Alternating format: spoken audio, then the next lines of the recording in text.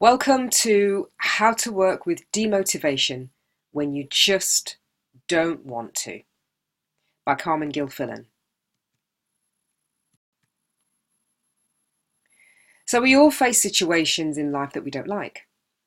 There are always those projects or tasks that just have to be done that we'd rather not do. There are always going to be times when we have to work with demotivation. Part of maturity and taking responsibility for our lives is doing the things that need to be done and doing them well, whether or not we're in the mood, whether or not we feel like it. Here are some strategies that you can use that may help you to deal with those kinds of activities you'd rather not have to. First of all, get really clear on the project or task that you need to complete. Secondly, completely relax your body from head to toe. Take a few minutes to do this, focusing on the point just below your navel. This is known as your lower dantian, a point of focus, balance, and inner strength. Concentrating on this point helps you to feel more centered, more solid, and more grounded.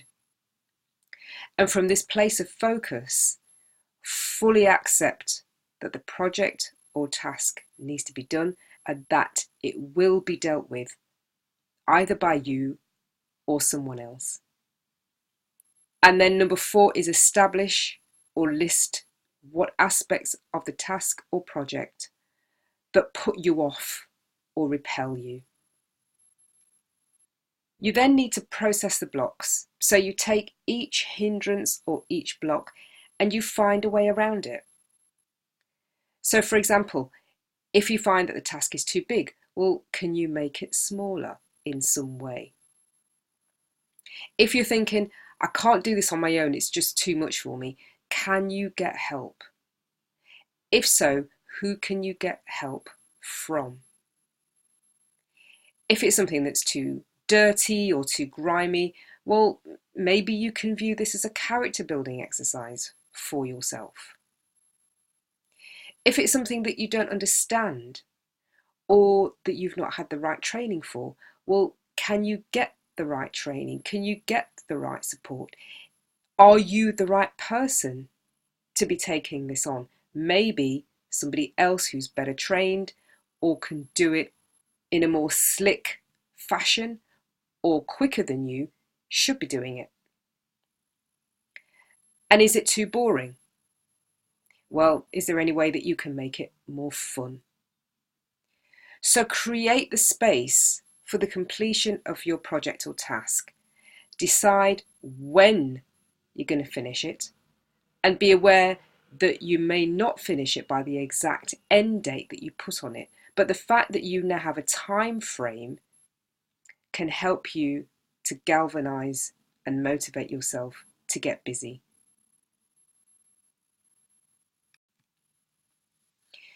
Be aware though that establishing timeframes can be a double-edged sword. Whereas a well-established timeframe can do wonders to get you moving, a badly estimated one can not only add to your general stress levels, but also deflate you if the bigger part of you is convinced you'll never be able to meet it.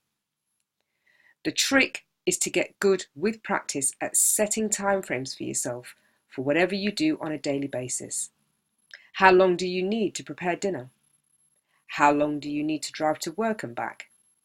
How quickly can you get this report completed? How long do you expect to take to get the car fixed?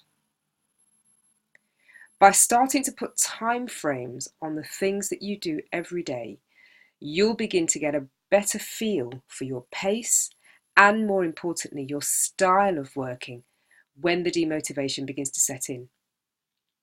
With time, it then becomes easier to gauge how long important projects and activities are going to take you, and you'll be better able to communicate this to the people around you. If it's something that's not your time frame but somebody else's, so for example, if it's your boss's time frame, if it's your client's time frame, Aim to complete your task or project before the end of their time frame. So essentially, you're setting an end point within their time frame. And that end point is your own end point.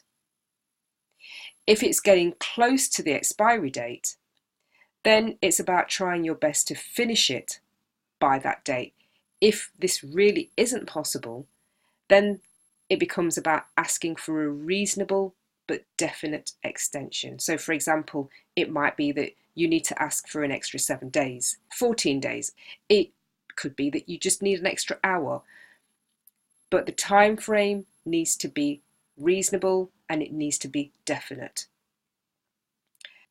And ensure that you are definitely going to complete the activity by the end of that extension period, because requesting a second postponement may start to cast doubt on your self-belief in your own eyes, but also your credibility in the eyes of those around you. So adopting these simple strategies when you don't feel like doing something you know needs to be completed, you'll begin to see significant and positive shifts in how you work with demotivation.